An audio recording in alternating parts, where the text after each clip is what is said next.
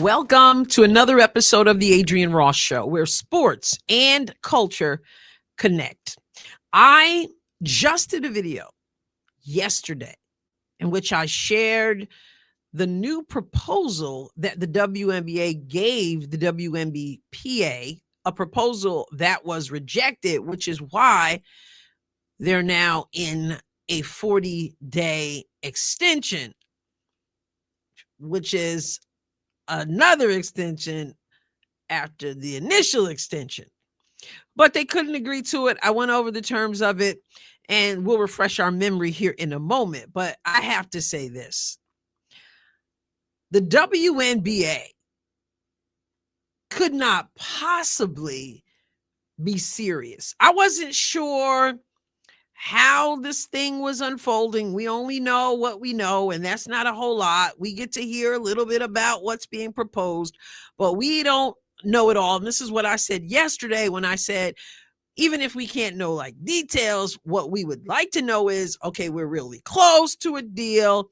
We just got this one little thing we're trying to work out. But with the information that came out today, I gotta go. I'm not even sure the WNBA really cares whether there's a 2026 season, because there's no way in my mind that they could be serious with what I heard today. There's no way. I shared yesterday, in fact, it's in the title of the video yesterday, about how the responses to the new news, which is, no, we couldn't agree to anything. Now we're having another extension. It's going to go to January 9th. One response was, that's great. Stick to your guns, 10 toes down. The other one response was, what are you doing, players? Get the getting, grab it up and go. And then the third response, which in the comments a lot of you are feeling, is, who cares? We have fatigue with the whole thing and we're done. I'm just trying to understand where the WNBA is coming from. And I have not been like, oh, rah players. It's all about you and you're entitled to every single thing you ask for. And keep using Caitlin Clark's name every second that you can. And no, I haven't been that person. I've been trying to say, you guys might not want to overvalue yourself and shoot yourself in the foot. This may not work out, but I don't know all the details, but I saw some details and I shared those details, but I ain't seen the details I just saw today. And that is, let's go to it. We're going to go to front office sports because I can't believe this. I won't even start with the headline, which is up above. I'm going to start with what's under the headline, and that's this. The league is proposing a 7-figure base maximum salary, but it's coming at a cost, multiple sources told front office sports. So again, I shared some of these details with you yesterday, but sometimes we forget, especially when we're full on leftovers. Anybody still eating Thanksgiving leftovers? Am I the only one? I think I got like one serving left. But anyway, I digress. Let's take a look to remind ourselves. It says the league's latest proposal, reported Monday, was highlighted by salary increases. According to a source familiar with the negotiations, the league's proposal includes, doesn't this thing distract you? This thing keeps popping up and moving. Here it is again. But anyway, these ads. Okay. According to a source familiar with the negotiations, the league's proposal includes a max base salary of $100 million with potential earnings from revenue sharing, increasing that number to 1.2 million. Multiple players per team would be eligible to sign for this Supermax base in 2026. Then it said the average salary is projected to exceed $500,000 with a minimum of more than $225,000. The salary cap, currently at $1.5 million per team, would increase to $5 million. Now, some of you in the comments expressed why you thought that even that $5 million is not going to cut it. But that's what it is. That was the offer, $5 million. Okay, so it says under the league's most recent proposal, the salary cap would grow with league and team revenue, regardless of targets, a source familiar with the negotiation said, closer to what players have been asking for. Now, I'm going to show you the headline now. I'll come back. The headline says, WNBA proposes cutting team housing, earlier start to the season. I'm going to tell you what I said before, and that is this. I don't think that the league is serious. There's no way when I share what I'm going to share that you can get a deal like this. And I'm not even talking about the housing part. Some of you probably have a problem with cutting team housing. I really don't have a major problem with that so much as that second part of the headline, earlier start to the season. So let's continue. It says the league has removed team housing from proposals submitted to the WNBA Players Association, including the most recent. Several league sources told Front Office Sports, no more team housing. Teams have been required to provide players with in-season housing since 2016. That's the first part of that headline. Then it goes on to say the league has also proposed lengthening the season, which a lot of people have said they want to see a longer season, right? Well, it says including an earlier start date that is expected to interfere with the NCAA tournament and potentially other leagues such as Project B. The start date for training camp could be as early as what is this thing doing? This thing is jumping around and getting on my nerves. Sorry. The start date for training camp could be as early as mid-March. Anything else going on in March? Anything else going on in March? It's called March Madness. And you want to know about madness? Madness is trying to start the WNBA season during the NCAA tournament. The current 44-game regular season runs from mid-May to early September. The 2025 WNBA Finals ended October 10th. And one source told Fox Office Sports it doesn't make logistical sense. Right, like I said, madness. The WNBA declined to comment. What it screams to me is we are not serious about coming to an agreement. He couldn't possibly be serious. All right, let me get a little bit more and then I'll bring it all together. Jumping down here, it says, under the current CBA, players have multiple options during the regular season and the playoffs for housing. Players can either stay in housing provided by the team or receive a monthly stipend, which varies by city. Players with children under the age of 13 receive a 2-bedroom unit.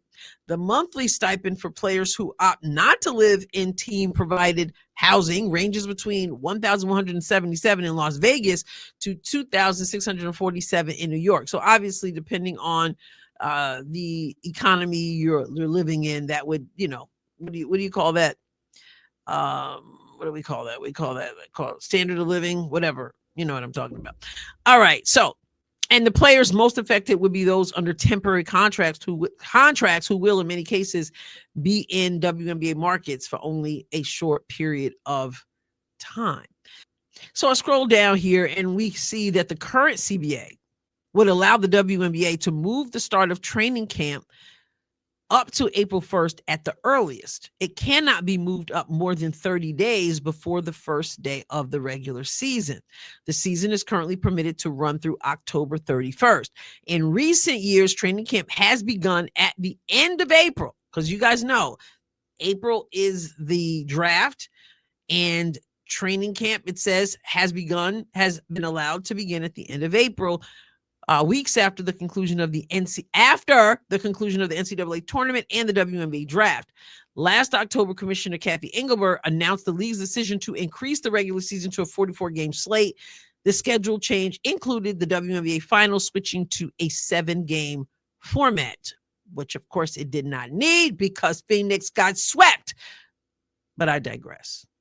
Multiple sources have interpreted the WNBA's latest proposal as directly interfering with the timeline of the NCAA tournament and would have rookies arriving weeks into the season. There's more there. I'll put the link in the description of this video, but that's where I want to stop, because what are we doing here? What are we talking about here? The housing issue, I know, is an issue for some people. They feel like the players should be provided housing. I've read some comments on social media, and some people have said that team owners would likely still give housing. I don't know if they will or they won't. And as far as I'm concerned, that's not a major sticking point. Most people, when you get a job, you get a salary that you can agree to, and then it's your responsibility to find a place to live that you can afford based on your salary. These are professional athletes, and they want more money. They get more money, and so they have to buy what they want to buy. They buy their groceries, and they pay for their housing. I don't have a major problem with that. I know about the players. I just saw it there in the article about the players who are there for short term, and I'm not getting into all that. I don't have a major problem with people having to figure out their own housing. I just don't. I don't have a problem with you if you have a problem with it, but I don't have a problem with it. Not really. I say not really. Not at all, actually. At least at this point. Maybe give me some time. Maybe I'll be able to see why some people are outraged by it, but I'm not.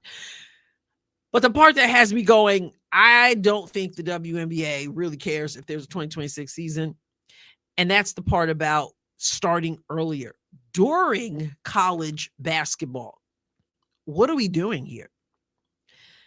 You're saying that you're going to have a draft while the NCAA season is still going on, and then players who are participating in March Madness and then on into April going toward the Sweet 16, the Elite 8, the Final Four, the championship. You're saying that some of those players will participate in the draft and then come back and continue to play in the NCAA tournament. Is that what you're saying?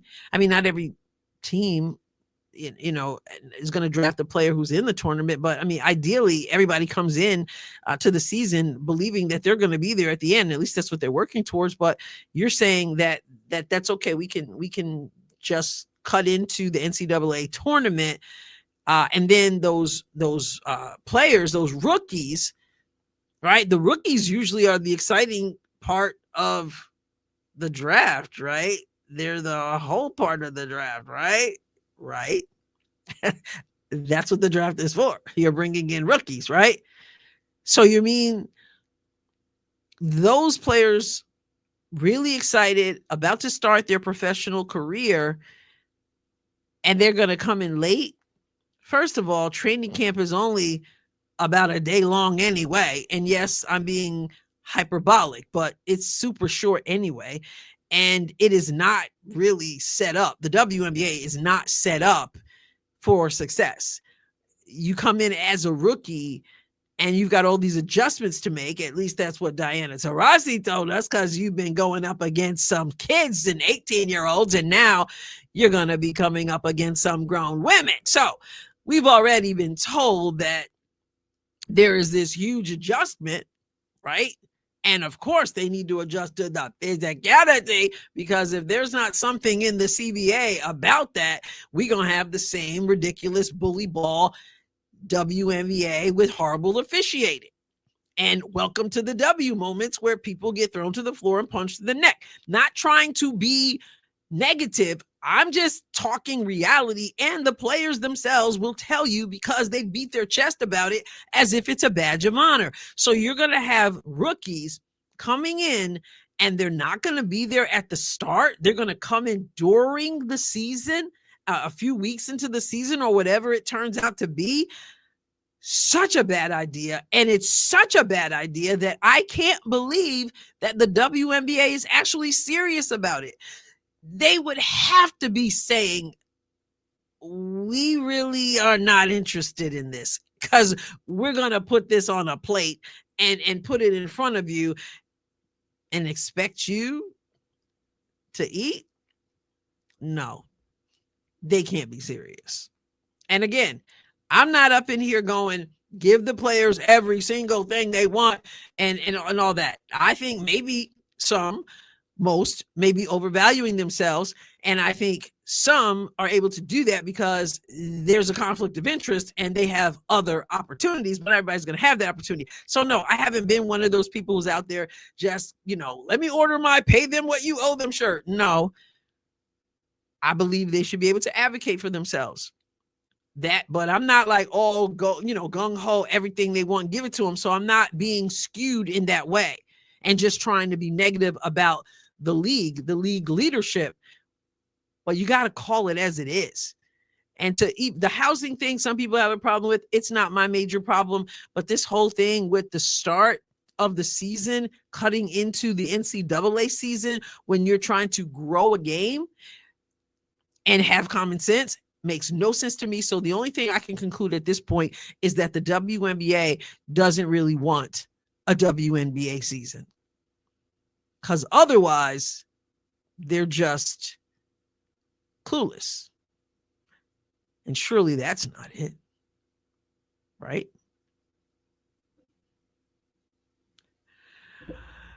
Anyway, if you haven't subscribed to the Adrienne Ross Show, hit that button if this suits your fancy. Also hit the like button.